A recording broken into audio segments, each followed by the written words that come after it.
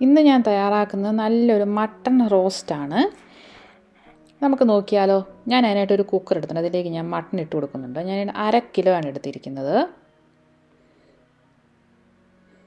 ഇനി നമുക്കിതിലേക്ക് ആവശ്യമുള്ള ഉപ്പിട്ട് കൊടുക്കാം. പിന്നെ മഞ്ഞൾപ്പൊടി ഒരു 1/4 ടീസ്പൂൺ, കുരുമുളക് പൊടി 1/2 ടീസ്പൂൺ, മുളക് പൊടി ഒരു 1 ടീസ്പൂൺ, മല്ലിപ്പൊടി 1 ടീസ്പൂൺ, പിന്നെ ഞാനിവിടെ ചേർത്ത് കൊടുക്കുന്നത് വലിയ ജീരകത്തിൻ്റെ പൊടിയാണ് 1/2 ടീസ്പൂൺ. പിന്നെ ഒരു 1/2 കപ്പ് വെള്ളം കൂടെ ഒഴിച്ച് കൊടുത്ത് നമ്മുടെ ഈ മട്ടൺ നമുക്കൊന്ന് വേവിച്ചെടുക്കണം. നമുക്കിതൊന്ന് വേവിച്ചെടുക്കാം. നോക്കിയാൽ അപ്പം നമ്മുടെ മട്ടൺ വെന്തിട്ടുണ്ട്. ഇത് ഒത്തിരി മൂത്ത മട്ടൺ അല്ലാത്തതുകൊണ്ട് ഞാനിവിടെ 3 വിസിലേ അടിച്ചുള്ളൂ. വേവിനനുസരിച്ച് വിസിൽ നമുക്ക് കൂട്ടിയിട്ട് കൊടുക്കാം. ഇനി ഞാനൊരു പാൻ എടുപ്പത്ത് അതിലേക്ക് ഞാൻ വെളിച്ചെണ്ണ ഒഴിച്ച് കൊടുത്തിട്ടുണ്ട്. ഇനി അതിലേക്ക് ഞാൻ ജീരകം ഒരു 1/4 ടീസ്പൂൺ. ഇനി അതിലേക്ക് ചേർത്ത് കൊടുക്കുന്ന സവോളയും പച്ചമുളക്, കറിവേപ്പില.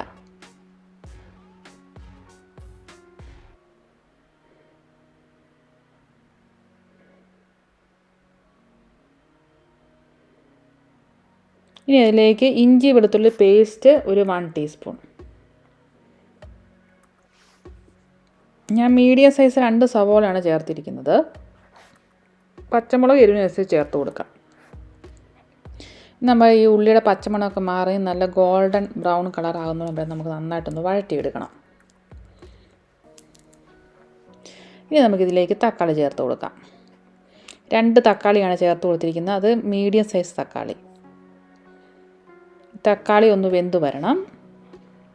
അതിനുശേഷമാണ് നമ്മൾ ഇതിലേക്ക് നമ്മുടെ പൊടികൾ ചേർത്ത് കൊടുക്കാൻ വേണ്ടിയിട്ട്.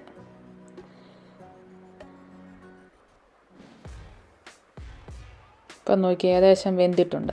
തക്കാളിക്ക് നന്നായിട്ട് ഉടഞ്ഞിട്ടുണ്ട്. ഇനി നമുക്കിതിലേക്ക് മഞ്ഞൾപ്പൊടി ഒരു 1/4 ടീസ്പൂൺ,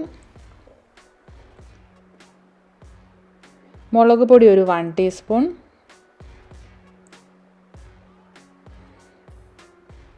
പിന്നെ ഗരം മസാല ഒരു 1 ടീസ്പൂൺ, പിന്നെ മല്ലിപ്പൊടി 1 അല്ലെങ്കിൽ 1.5 ടീസ്പൂൺ. പച്ചമുളകൊക്കെ മാറി നന്നായിട്ട് ഇളക്കി കൊടുക്കാം. സമയം തീ ചെറുതായിട്ട് കുറച്ച് വയ്ക്കുക.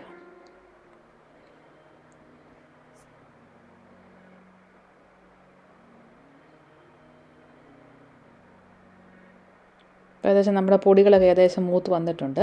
ഇനി നമുക്കിതിലേക്ക് നമ്മുടെ വേവിച്ച് വെച്ചിരിക്കുന്ന മട്ടൺ ചേർത്ത് കൊടുക്കാം. ഈ മട്ടൺ നമ്മൾ കുക്കറിലിട്ട് വേവിച്ച് നമ്മൾ കുറച്ച് വെള്ളം ഒഴിച്ചുകൊണ്ട് വെള്ളമുണ്ട്. നമുക്ക് ഈ വെള്ളം നന്നായിട്ട് വറ്റിച്ചെടുക്കണം. എന്നിട്ട് നന്നായിട്ട് ഫ്രൈ ചെയ്തെടുക്കണം ഇത്. ഇനി മൂടി വെച്ചൊന്നും വേവിക്കണം. കാരണം മട്ടൺ ഏകദേശം വെന്ത മട്ടൺ ആയതുകൊണ്ട് നമുക്ക് തുറന്ന് വെച്ച് നന്നായിട്ട് വേവിച്ച് ഫ്രൈ ചെയ്തെടുത്താൽ മതി. അതായത് നന്നായിട്ട് വെള്ളമൊക്കെ പറ്റി ഡ്രൈ ആയിട്ട് കിട്ടത്തുള്ളൂ.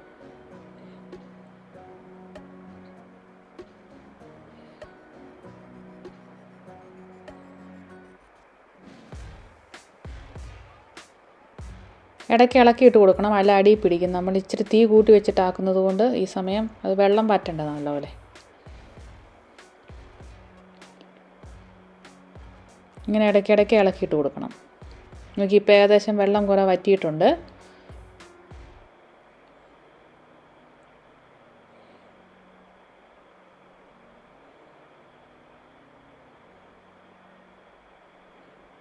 ഓക്കെ, ഇപ്പോൾ നന്നായിട്ട് വെള്ളമൊക്കെ വറ്റിയിട്ടുണ്ട്. ഇതാകുമ്പം ഈ ഒരു രീതി മതി. നന്നായിട്ട് ഫ്രൈ ചെയ്ത് കിട്ടണമെങ്കിൽ നമുക്ക് കുറച്ച് സമയം കൂടെ വെച്ച് നന്നായിട്ട് ഫ്രൈ ചെയ്തെടുക്കാം.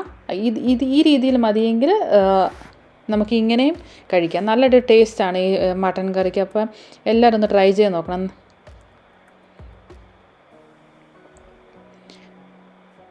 ഞാൻ ഈ ഒരു ഇതിലെടുക്കും. ഇനി ഒത്തിരി നന്നായിട്ട് ഫ്രൈ ചെയ്ത് നല്ല ഡ്രൈ ആക്കി എടുക്കുന്നില്ല. അപ്പം നിങ്ങളെല്ലാവരും ഒന്ന് ട്രൈ ചെയ്ത് നോക്കണേ. നല്ല അടിപൊളി മട്ടൺ റോസ്റ്റ് റെഡി ആയിട്ടുണ്ട്. ട്രൈ ചെയ്ത് നോക്കിയിട്ട് അഭിപ്രായങ്ങൾ കമൻറ്റ് ബോക്സ് അറിയിക്കണേ. നമുക്ക് ചപ്പാത്തിക്കും ഒക്കെ കഴിക്കാൻ നല്ല അടിപൊളി മട്ടൺ റോസ്റ്റാണിത്. ട്രൈ ചെയ്ത് നോക്കിയിട്ട് അഭിപ്രായങ്ങൾ കമൻറ്റ് ബോക്സ് അറിയിക്കണേ. വീണ്ടും പുതിയ റെസിപ്പിയുമായിട്ട് പുതിയ വീഡിയോയിൽ കാണാം. Thank you.